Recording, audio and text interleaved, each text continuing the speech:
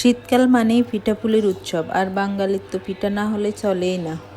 তাই আজকে নিয়ে এলাম আপনাদের জন্য অনেক মজাদার মুখে একটা দিলেই পিঠার মিলে রেসিপি যাবে নিয়ে। এই পিঠা। এতটাই মজার হয় এই পিঠাটা। আপনাদের জন্য নিয়ে এলাম রসের টইটুম্বুর রসপুল পিঠা। মুখে দিতেই মিলে যাবে এই রসপুল পিঠা। একবার খেলে এর স্বাদ ভুলতে পারবেন না, এতটাই মজার এই রসপুল পিঠা। হাতের কাছে থাকা সাধারণ কিছু উপকরণ দিয়ে তৈরি করে নিতে পারবেন এই রসপুল পিঠা। রসপুল পিঠা বানানোর জন্য প্রথমে একটি প্যানে দিয়ে দিলাম 2 কাপ পানি। এবার পানিতে দিয়ে দিলাম কোয়াটার চা চামচ লবণ। এই জাতীয় খাবারে সামান্য পরিমাণ লবণ ব্যবহার করলে মিষ্টির স্বাদ বেড়ে যায়। এইবার পানিতে দিয়ে দিলাম 1 টেবিল চামচ ঘি। পানিতে যখন বলক চলে আসবে তখন চুলার ফ্লেমটা লো করে দিয়ে দিয়ে দিব 2 কাপ আটা। আটা দিয়ে খুব দ্রুত মিশিয়ে নিতে হবে, কারণ আটা খুব দ্রুত পানি টেনে নেয়।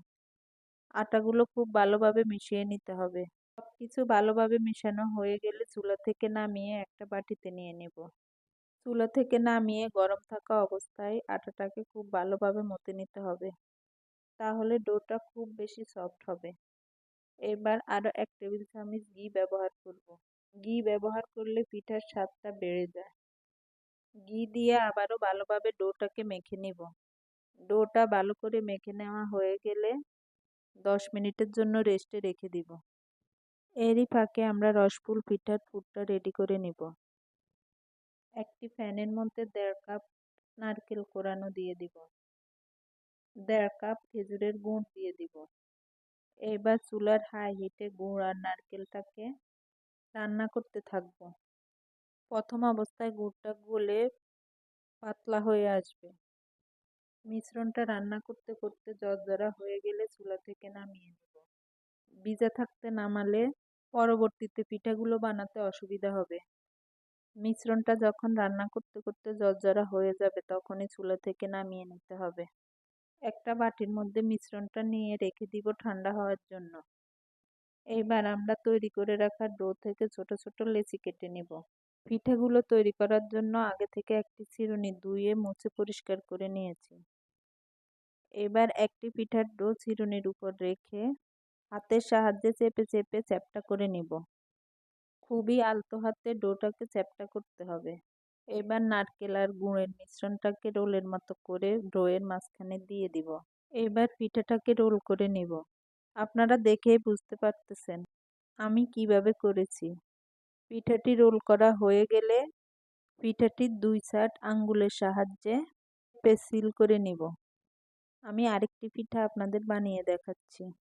আপনারা দেখেই বুঝে নিতে হবে আমি কিভাবে পিঠাগুলো বানিয়েছি। আমার সবগুলো রসপুল পিঠা বানানো হয়ে গিয়েছে। এইবার এগুলোকে ভাজার পালা। একটি প্যানে পরিমাণ মতো তেল গরম করে নিয়েছি। হালকা গরম তেলে একে একে সবগুলো পিঠা দিয়ে দিব। পিঠাগুলো ভাজার সময় চুলার ফ্লেম মাঝারিতে থাকবে। আস্তে আস্তে সময় নিয়ে পিঠাগুলো ভাজলে পিঠাগুলো ভাজা সুন্দর হয়। পিঠাগুলোতে যখন হালকা সোনালী কালার চলে আসবে তখন পিঠাগুলোকে নামিয়ে নেব। আপনারা ইচ্ছে করলে পিঠাগুলো এই অবস্থায়ও খেতে পারেন। এই অবস্থায়ও পিঠাগুলো খেতে অসাধারণ মজা হয়। উপরে মুচমুচে ভিতরে নরম, খেতে অসাধারণ। আমি পিঠাগুলোকে রসে ভিজাবো, সেজন্য নিয়ে নিয়েছি 1 লিটার ফুল ক্রিম গরুর দুধ। এইবার দুধে দিয়ে দিব 1/2 কাপ চিনি। দুধটা আর একটু ঘন করার জন্য 4 টেবিল চামচ গুঁড়ো দুধ দিয়ে দিয়েছি। কিছু সময় জাল দেওয়ার পর চুলা অফ করে দিব। দুধটা হালকা ঠান্ডা হয়ে আসলে দিয়ে দিব পিঠাগুলো। পিঠাগুলো দিয়ে কিছুক্ষণ নাড়াচাড়া করে নেব।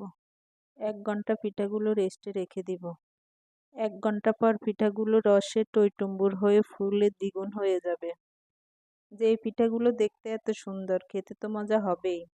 আজকের ভিডিও এই পর্যন্তই। আল্লাহ হাফেজ।